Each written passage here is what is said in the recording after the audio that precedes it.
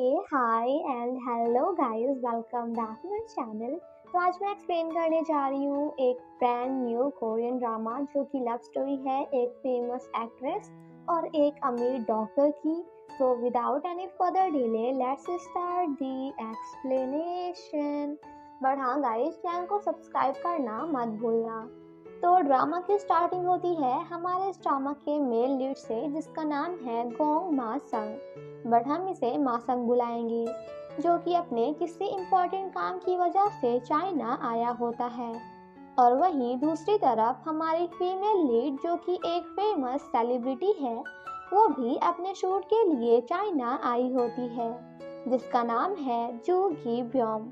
अगला शूट उसका पानी में होने वाला था, तो वो शूट करने से मना कर देती है, क्योंकि उसे बचपन से ही पानी से काफ़ी डर लगता है। नेक्स्ट सीन में उसकी फ्रेंड जाकर ये सारी बातें डायरेक्टर को बताती है, तो वो काफ़ी गुस्सा हो जाते हैं एंड शूटिंग कैंसिल करके वहाँ से चले जाते हैं। और जब ये बात गीवियम को पता चलती है तो वो काफ़ी सैड हो जाती है। तभी उसकी फ्रेंड उसे बताती है कि आज तुमसे मिलने जेमिन आने वाला है। मिन का नाम सुनते ही गीवियम काफ़ी चिढ़ जाती है, क्योंकि वो सभी से फ्लर्ट करता रहता है। गीवियम कहती है कि मैं तो बस उसे सीईओ किम के कारण झेल रही हूँ, वरना वो तो मुझे बिल्कुल भी पसंद नहीं। वहीं दूसरी तरफ हम मिन को देखते हैं, जो सीईओ से कुछ बात कर रहा था। अब क्योंकि शूट कैंसिल हो गया था, तो गिब्यम घूमने का प्लान बनाती है। घूमते घूमते उसकी मुलाकात मासंग से होती है, जहाँ पहले तो वो दोनों एक दूसरे को देखने लगते हैं, बट देन अपने अपने रास्ते चले जाते हैं। मासंग एक रेस्टोरेंट जाकर किसी लड़की का वेट करने लगता है, जिसका नाम जॉय केंट है। वहीं दूसरी तरफ गिवियम को वॉशरूम जाना था, बट गार्ड्स उसे अंदर नहीं जाने देते, तो वो उससे अपना नाम जॉय बताकर खुश करने की कोशिश करती है, जिसे सुनकर मासंग को ऐसा लगता है कि शायद ये वही लड़की है जिसका मैं इंतज़ार कर रहा हूँ। तो वो उसे एक कॉन्ट्रैक्ट पेपर पर साइन करने के लिए कहता है, तो गिब्योम उसे अपना कोई फैन समझकर उस पेपर पर ऑटोग्राफ दे देती है। बट मासंग को जब पता चलता है कि ये तो जॉय केंट है ही नहीं, तो वो गिब्योम पर साइन करने के लिए काफ़ी गुस्सा करता है। लेकिन गिब्योम उसे इग्नोर करके वहाँ से भाग जाती है, क्योंकि उसे काफ़ी जोर की वॉशरूम लगी थी, जिसे देखकर बेचारा हमारा मासंग वॉज लाइक गजब बेइज्जती है। बट थोड़ी देर बाद फाइनली उसकी मुलाकात असली जॉय केंट से हो ही जाती है। गिब्योम जब वापस जा रही होती है, तो रास्ते में कुछ गली के गुंडे उसे छेड़ने लगते हैं। तभी वहाँ मासंग आकर गिब्योम को बचा लेता है एंड उसे भगाकर वहाँ से ले जाता है। इन सब की वजह से गिब्योम तो इतनी ज़्यादा डर गई थी कि वो मासंग के कोट में ही छिपने लगती है, जिसे देखकर वो स्माइल करता है। तभी मासंग नोटिस करता है कि गिब्योम के पैर की तो एक सैंडल गायब है, इसलिए वो उसे अपने शूज पहनने के लिए देता है, जो कि ऑब्वियसली उसके पैर पर काफ़ी बड़े थे। अब गिब्योम के पास ना तो फ़ोन था और ना ही पैसे, इसलिए मासंग उसे अपने साथ होटल लेकर आता है। जब वो रूम बुक कर रहा होता है, तो गिब्योम थकान की वजह से वहीं पे सो जाती है, जिस वजह से मासंग उसे काफ़ी प्यार से देखने लगता है। नेक्स्ट सीन में जब गिब्योम की आंखें खुलती हैं, तब तक मासंग ने उसके लिए नई सैंडल्स एंड उसकी चोट पर बैंडेज भी लगा दिया था। एंड वो तो गिब्योम के लिए अपनी आज रात वाली फ्लाइट को भी कैंसिल कर देता है। ये सब देखकर गिब्योम मासंग को उसकी हेल्प करने के लिए थैंक्स बोलती है एंड कहती है कि मैं तुम्हें तुम्हारे सारे पैसे वापस कर दूंगी। तभी एक बच्चे की वजह से वो दोनों पानी में गिर जाते हैं। मासंग उसे पानी से बचाकर बाहर लाता है एंड यहाँ उसे भी पता चल जाता है कि गिब्योम को पानी से काफ़ी ज़्यादा डर लगता है। अब क्योंकि उसके सारे कपड़े गीले हो गए थे, तो मासंग उसे अपनी कोट पहनने को देता है एंड उसकी काफ़ी केयर भी करता है। गिब्योम को थोड़ा अजीब फील होता है, तो वो मासंग से दूर हो जाती है और कहती है कि मांगो, क्या मांगना चाहते हो? आज तुमने मेरी इतनी हेल्प की है तो मैं तुम्हें सब कुछ देने को तैयार हूँ। मासन कहता है, सब कुछ? गिवियम कहती है, हाँ बिल्कुल, तुम मांगो तो। मासन कहता है, तो फिर ठीक है, तो क्या तुम मुझे अपना दिल दे सकती हो? गिवियम कुछ नहीं बोलती तो मासन कहता है कि क्या मैंने कुछ ज्यादा ही मांग लिया? गिवियम मना कर देती है, जिसके बाद मासन उसे एक फ्लावर के बारे में बताता है एंड उसकी ड्राइंग भी बना लेता है। गिवियम उसे उसकी कोट निकाल कर देने लगती है, बट हमारा मासन कुछ ऐसा देख लेता है कि वो उसे कोट निकालने से मना कर देता है और कहता है कि अभी तुम्हें इसकी ज्यादा जरूरत है, जिसे देखकर गिवियम उस पर गुस्सा करती है। जिसके बाद मासन गिवियम को उसी प्लेस पर लेकर आता है जहाँ पे वो दोनों पहली बार मिले थे।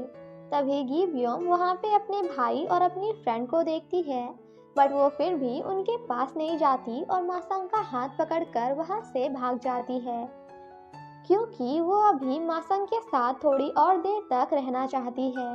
जिसके बाद वो दोनों साथ में काफी मस्ती करते हैं। पूरा दिन साथ में बिताने के बाद मासन गिवियम से कहता है कि क्या मैं तुम्हारा बॉयफ्रेंड बन सकता हूँ? एंड देन कुछ ऐसा करता है।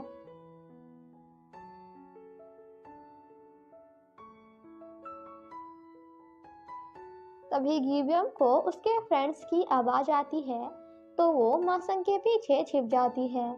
जिसके बाद वो दोनों कोरिया में एक दूसरे से मिलने का प्लान बनाते हैं। बट कोरिया वापस जाने से पहले वो दोनों 1 घंटे बाद वापस इसी जगह पर मिलने का प्रॉमिस करते हैं। जिसके बाद गिवियम वहां से चली जाती है। 1 घंटे बाद जब गिवियम वापस आने का ट्राई करती है तो उसकी फ्रेंड उसे घर से बाहर ही नहीं निकलने देती। वहीं दूसरी तरफ मासन एक टैटू शॉप में जाकर उसी फ्लावर का टैटू बनवा लेता है। तभी वो वहीं पे सीईओ एंड मिन की बातें सुनता है, जो कि गिवियम के साथ कुछ गलत करने का प्लान बना रहे थे। इसलिए मासन उन दोनों का पीछा करने लगता है, जिस वजह से उसका रास्ते में ही एक्सीडेंट हो जाता है। वहीं हम गिवियम को देखते हैं, जो कि उसी जगह जाकर मासन के आने का वेट कर रही थी। वापस जाते हुए उसकी मुलाकात मिन से होती है, जो उसे ड्रिंक में कुछ मिलाकर पिला देता है, जिस वजह से गिवियम वहीं पे बेहोश हो जाती है। देन नेक्स्ट सीन में हम देखते हैं कि मिन का किसी ने मर्डर कर दिया है और गिवियम बेहोश होकर वहीं पे लेटी होती है एंड ये सीन यहीं पे कट हो जाता है। जिसके बाद हमें 3 साल बाद का सीन दिखाया जाता है, जहां मासन को उस एक्सीडेंट की वजह से एक अजीब सी बीमारी हो गई थी, क्योंकि हर सुबह उठते ही उसे बिताए हुए कल के बारे में सब कुछ भूल जाता है। इसलिए वो उन सभी चीज़ों को याद रखने के लिए उन्हें अपनी बॉडी या फिर अपनी डायरी पर लिख लेता है। इन शॉर्ट आप मासन को कोरियन गजनी कह सकते हैं। इसी बीमारी का फायदा उठाकर मासन के आसपास के सभी लोग उसे बड़ी ही आसानी से बेवकूफ़ बना देते हैं। मासन के पेरेंट्स की डेथ बचपन में ही हो गई थी, बट उसकी एक आंट है जो कि काफ़ी खड़ूस हैं और उन्होंने मासन को डेटिंग या फिर गर्लफ्रेंड बनाने से साफ साफ मना किया है, ताकि वो बिजनेस में ज़्यादा ध्यान दे सके, जिस वजह से मासन और भी अकेला पड़ जाता है। अब मासन का उसकी लाइफ में बस एक ही मिशन है कि उसे पता लगाना है कि आखिर आज से 3 साल पहले उस एक्सीडेंट वाले दिन हुआ क्या था। देन नेक्स्ट सीन में हम मासन के कजिन ब्रदर को देखते हैं, जो कि एक सेलिब्रिटी होता है एंड वो अपनी मॉम को बिना बताए ही वापस कोरिया आ गया था, क्योंकि उसकी अपनी मॉम से बिल्कुल भी नहीं बनती, बट हाँ मासन से काफ़ी बनती है। फिर हम गिवियम को देखते हैं, जिसकी लाइफ अब पूरी तरह से बदल चुकी है, क्योंकि उस एक्सीडेंट वाले दिन मिन की मौत का जिम्मेदार उसे ही माना गया था, जिस वजह से उसका पूरा करियर बर्बाद हो गया। अब तो बस वो लोकल वीडियोस ही बनाती है। जब डायरेक्टर उसे पूरी की पूरी फिश एक बार में ही खाने के लिए बोलता है, तो गिवियम को ना चाहते हुए भी ऐसा करना पड़ता है, जिस वजह से उसकी हालत काफ़ी ख़राब हो जाती है। जिसके बाद डायरेक्टर गिवियम को उल्टी सीधी हरकतें करने के लिए कहकर चुपके चुपके उसकी वीडियोस बनाने लगता है। और जब उसे इस बारे में पता चलता है तो वो डायरेक्टर से इन वीडियोस को डिलीट करने को कहती है, बट वो ऐसा नहीं करता। वहीं मासंग को जब पता चलता है कि आज उसका फोटो शूट होने वाला है तो वो काफ़ी गुस्सा हो जाता है, क्योंकि उसे लाइट से काफ़ी डर लगता है। वहीं दूसरी तरफ डायरेक्टर गिवियम को अपना कैमरा पकड़ाकर वॉशरूम चला जाता है, जिस बात का फायदा उठाकर गिवियम अपनी फनी वीडियोस को डिलीट करने की कोशिश करती है। बट तभी उसकी लाइट अचानक से सामने खड़े मासंग पर पड़ जाती है, तो वो जाकर गिवियम पर काफ़ी गुस्सा करता है, क्योंकि उस एक्सीडेंट की वजह से वो तो गिवियम को पूरी तरह से भूल चुका था। बट गिवियम उससे इतने दिनों बाद देखकर कंप्लीटली शॉक्ड हो जाती है। और इसी के साथ हमारा ये पार्ट की पार्ट 1 यहीं पे ख़त्म हो जाता है। पार्ट 2 की शुरुआत वहीं से होती है जहां गिवियम मासंग को देखकर कंप्लीटली शॉक्ड हो जाती है। बट मासंग उस पर काफ़ी ज़्यादा गुस्सा करके वहां से जाने लगता है। तो गिवियम उसे उसके नाम से बुलाकर पूछती है कि क्या मैं तुम्हें याद नहीं हूँ। जिसे सुनकर मासंग कहता है कि क्या तुम मेरे लिए इतनी इम्पोर्टेंट हो कि मैं तुम्हें याद रखूं। घर जाकर मासंग बस गिवियम के बारे में ही सोच रहा होता है। वहीं दूसरी तरफ गिवियम ये सारी बातें अपने फ्रेंड को बताते हुए कहती है कि आखिर कोई इंसान किसी को किस करने के बाद कैसे भूल सकता है। तो उसकी फ्रेंड कहती है कि वो तुम्हें पहचानता भी कैसे, क्योंकि तुम तो पहले के मुकाबले काफ़ी चेंज हो गई हो। गिवियम की फैमिली में उसकी एक छोटी बहन और भाई है, जिन्हें संभालने की रिस्पॉन्सिबिलिटी भी गिवियम की है, क्योंकि उसके पापा तो बस ड्रिंक करके इधर उधर पड़े रहते हैं। वहीं दूसरी तरफ मासंग अपनी डायरी में आज के बारे में सब कुछ लिख रहा था, बट वो गिवियम के बारे में कुछ भी नहीं लिखता। नेक्स्ट मॉर्निंग जब वो नहा रहा होता है, तभी उसे अचानक से गिवियम की याद आ जाती है, और वो उसकी कही हुई किसी बात को भी अभी तक नहीं भूला था, जिस वजह से मासंग काफ़ी शॉक्ड हो जाता है, क्योंकि उसने गिवियम के बारे में डायरी पर कुछ भी नहीं लिखा था। फिर भी उससे रिलेटेड सारी बातें याद थी, इसलिए वो अपने असिस्टेंट को बुलाकर गिवियम के बारे में सब कुछ पता लगाने के लिए बोलता है। वहीं दूसरी तरफ डायरेक्टर गिवियम को जॉब से फायर कर देता है, जिसके बाद वो अपने स्टोर आती है जहां वो ऑनलाइन कपड़े बेचती है। बट कोई भी उसके कपड़े नहीं खरीदता। जिसके बाद हम उसकी फ्रेंड नान को देखते हैं, जो कि अब एक दूसरी फेमस एक्ट्रेस ली के लिए काम करती है। वहीं आंटी को जब पता चलता है कि उनका नालायक बेटा वापस आ चुका है, बस उसने मुझे बताया नहीं, तो वो उसके सभी कार्ड्स को ब्लॉक करा देती हैं। वहीं मासंग अपने डॉक्टर को बता रहा होता है कि मैं चाहकर भी उस लड़की को नहीं भुला पा रहा हूँ, शायद उससे मेरा कोई गहरा कनेक्शन है। दूसरी तरफ जून फेमस एक्ट्रेस ली से मिलता है और उसे इम्प्रेस करने की कोशिश करता है, बट ली उसे बिल्कुल भी भाव नहीं देती, जिसे देखकर बेचारा जून वॉज लाइक गजब बेइज्जती है। ली उसी सीईओ के साथ काम कर रही है, जिसके लिए पहले गिवियम काम किया करती थी। वहीं जून एक ड्रामा बनाना चाहता है, जिसके लिए उसे काफ़ी सारे पैसों की ज़रूरत है, बट अभी तो उसके पास फूटी कौड़ी भी नहीं है, इसलिए वो मासंग के पास जाकर उससे फाइनेंशियली हेल्प मांगता है, जिसके लिए मासंग रेडी हो जाता है। वहीं दूसरी तरफ गिवियम की वही वाली वीडियो पूरे कोरिया में वायरल हो जाती है, जिसे मासंग भी देख लेता है और अपने असिस्टेंट से कहता है कि ये तो वही लड़की है जिसे मैं अभी तक ढूंढ रहा था। ये सुनकर असिस्टेंट उसे गिवियम के बारे में सब कुछ बता देता है कि वो पहले एक बहुत फेमस सेलिब्रिटी हुआ करती थी, बट एक मर्डर का इल्ज़ाम लगने के बाद उसका पूरा करियर बर्बाद हो गया, और इसकी एक ऑनलाइन शॉप भी है। देन सेम नाइट मासंग गिवियम के स्टोर से काफ़ी सारे कपड़े ऑर्डर करता है, जिसे सुनकर गिवियम काफ़ी खुश हो जाती है। नेक्स्ट मॉर्निंग वो उसे कॉल करके घर का एड्रेस पूछती है। पहले तो मासंग उसे पूरा मोहल्ला घुमाता है, एंड देन एट लास्ट अपने घर का एड्रेस बता ही देता है। गिब्योम उसे देखकर कम्प्लीटली शॉक्ड हो जाती है। मासंग उससे पूछता है कि क्या मैं तुमसे पहले मिल चुका हूँ और क्या हम एक दूसरे को जानते हैं, जिसे सुनकर गिब्योम सैड हो जाती है और उससे झूठ बोलते हुए कहती है कि नहीं, हम एक दूसरे को नहीं जानते। जिसके बाद मासंग उसे पैसे देकर उन कपड़ों को लेने से मना कर देता है, तो गिब्योम सैड होकर वहां से चली जाती है। तभी बाहर उसकी मुलाकात जून से होती है, जो कि उसका बहुत ही बड़ा वाला फैन है और उसने आज से 5 साल पहले गिब्योम के साथ एक छोटा सा रोल प्ले किया था। गिब्योम भी उसे पहचान लेती है एंड यहाँ हमें पता चलता है कि जून गिब्योम को काफ़ी ज़्यादा पसंद करता है और वो तो उसकी सभी ड्रेसेस को खरीदने के लिए भी रेडी हो जाता है।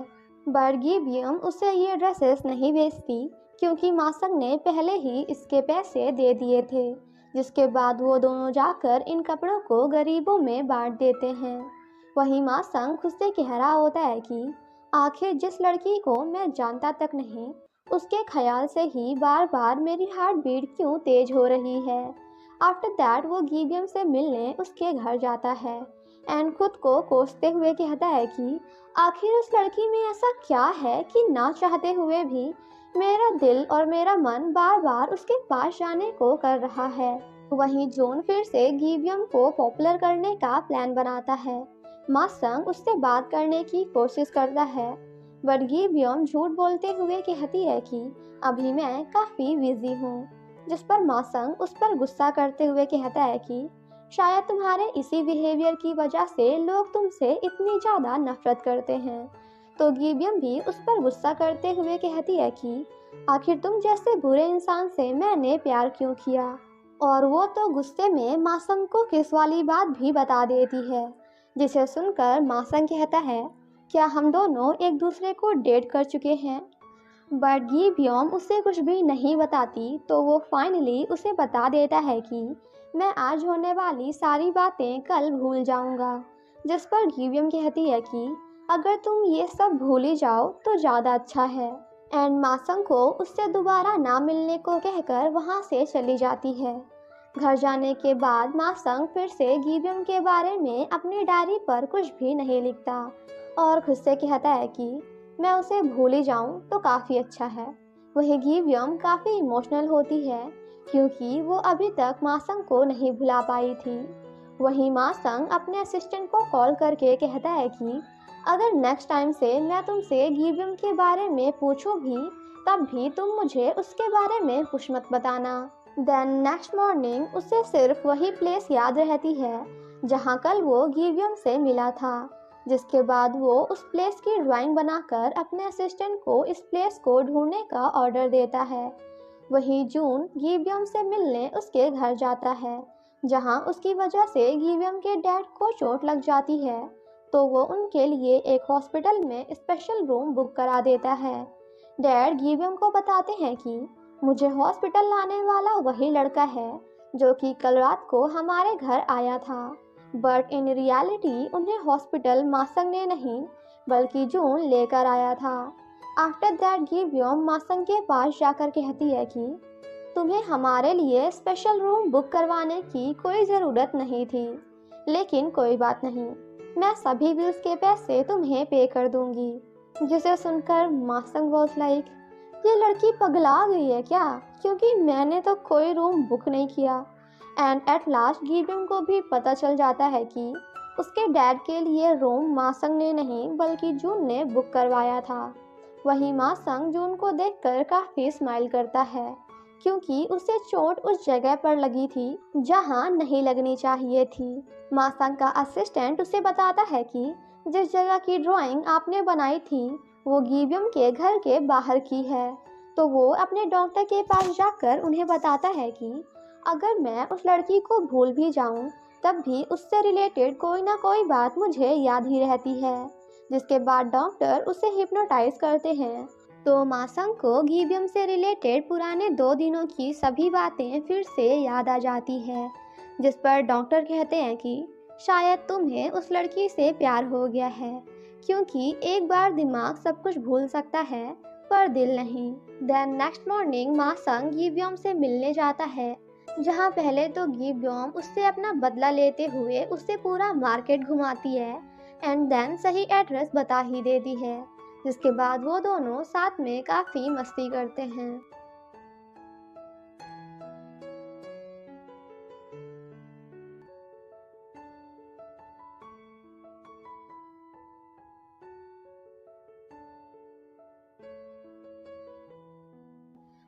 काफी देर तक घूमने फिरने के बाद फाइनली गीब्योम मासंग को आज से 3 साल पहले के बारे में सब कुछ बता देती है कि वो लोग कहाँ मिले थे और कैसे मासंग उसे वेट करने के लिए बोलकर वहां से चला गया था, जिसे सुनकर मासंग उसे सॉरी बोलता है पर गीब्योम वहां से चली जाती है।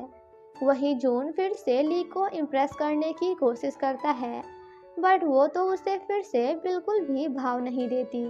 तो जून अपने कजिन मासंग को कॉल करके अपने ऑफिस में आने के लिए कहता है, क्योंकि आज मैं एक फेमस एक्ट्रेस गीब्योम से कॉन्ट्रैक्ट साइन कराने वाला हूँ।